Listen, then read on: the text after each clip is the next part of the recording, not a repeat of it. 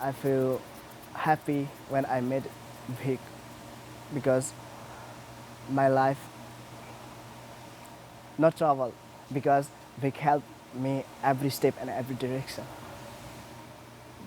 I think I've learned most from them about just family, community probably more than anything. I'm just convicted by the fact of how my wife and I were living our lives. I mean, pretty selfish. We were plugged in the church, went to church, were committed to the church, but outside of that, didn't really have an impact, I thought. So we had ventured into a couple other ministries and didn't really latch on anything until we heard of World Relief. And I researched what they did and really thought we could find a home in that ministry. We've done church together. We hang out together. I took their family to dinner the other night. They experienced Bojangles chicken biscuit for the first time, sweet tea for the first time. So it's cool having those daily life experiences.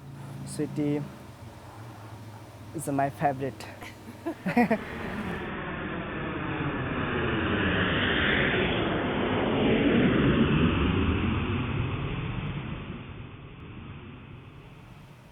October 21, 2010. I remember they looked like they were just had a 14-hour flight, so they were very tired. All they had on them was a backpack and a plastic bag. I think some of my friends told me that the America is just like a heaven. I think America is just like a heaven. And they looked like they were in shock, you know, so this was a culture shock for them. The need for job placement is huge for these folks. To get them to the level of independence, they must have work. You know, when people come over, part of our services is we have like a job class of just, what to expect in America. And a few weeks ago, a case manager was talking to the class and said, okay, well, when you get a job, you're gonna get your paycheck. And then she stopped and said, how many of you have used money? And half of the class raised their hands. Not only are they, their first paycheck, they're having to learn how to use a bank, how to balance a checkbook, how to write checks and pay their bills. I make a first time money and become happy.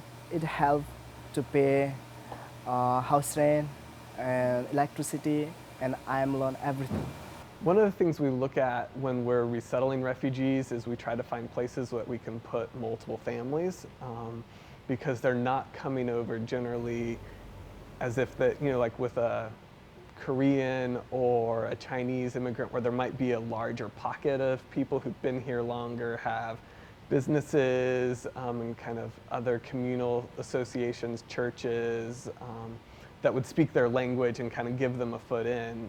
There's not a lot of Nepali people here, and so putting them in the same apartment complex at least lets them kind of work together and kind of build community where one person has learned how to do something, they can teach a newer arriving family how to do it.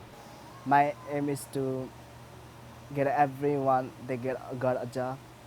Even though they're from halfway around the world, we have that faith bond. And that was huge, especially initially when you're trying to get to know another family from a different culture. It's totally different from America. That's been the biggest thing, and that's the basis of our friendship and relationship. In God, we are brothers and sisters.